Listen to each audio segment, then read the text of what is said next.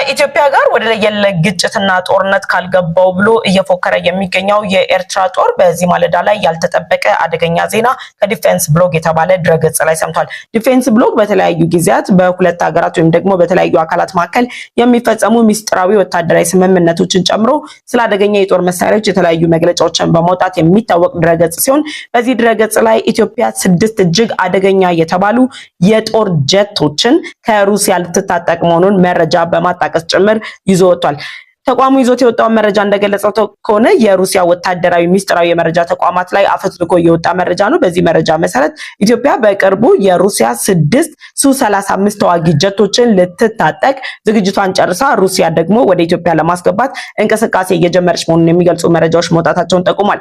የኤርትራ መንግስት ባለስልጣናት ይህ የሱ-35 የጦር ጀትን ኢትዮጵያ መታጠቋን ተከትሎ ድንጋጤ ውስጥ የከተታቸው የሱ-35 የጦር ጀት በጦር አቅሙ እጅግ ከፍተኛና በቀላሉ የአሰብ አካባቢን ጨምሮ ሌሎች የኤርትራ ግዛቶችን በቀላሉ ማውደም የሚችል የጦር ጀት በመሆኑ ምክንያት ነው። በኢኮኖሚክስ ከቀናት በፊት ኢትዮጵያ የተለያዩ የጦር ድሮኖች እንዲሁም ጀቶችና ሚሳኤሎችን መታጠቋን ተከትሎ አስመራን ጋዛ ልታደርጋት ትችላለች የሚል ሪፖርት ማውጣቱ የሚታወስ ነው። ታዲያ ይህንንም ተከትሎ የተለያዩ አስተያየት ሰጪዎች እየሰጡት ባሉት አስተያየት ሱ-35 ደግሞ ከዚህ በፊት ኢትዮጵያ ከታጠቀቻቸው የጦር መሳሪያዎች አቅም እጅግ የላቀ በመሆኑ ምክንያት በቀላሉ ኢትዮጵያ አሰብን በእጇ ልታስገባበት የምትችልበትን እድል የሚሰጥ ነው። ይህ የሚሆነው ግን በሁለቱ ሀገራት መካከል ወደ ጦርነት መግባት የሚቻል ከሆነ ነው በማለት ጭምር አስቀምጧል።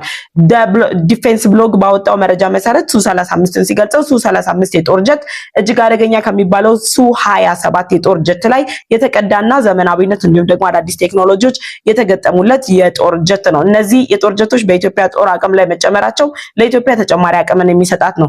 ሱ-35 የጦር ጀት ከሌሎች ጀቶች በተሻለ ሁኔታ በሰዓት 1490 ማይል ከፍታ መብረር የሚችል ሲሆን ለዚህ ከፍታ መብረር ለሚያስችለው ፍጥነት እንዲረዳው ደግሞ ሁለት ኃይለኛ ሞተሮች በክንፎቹ ስር ተገጥመውለታል።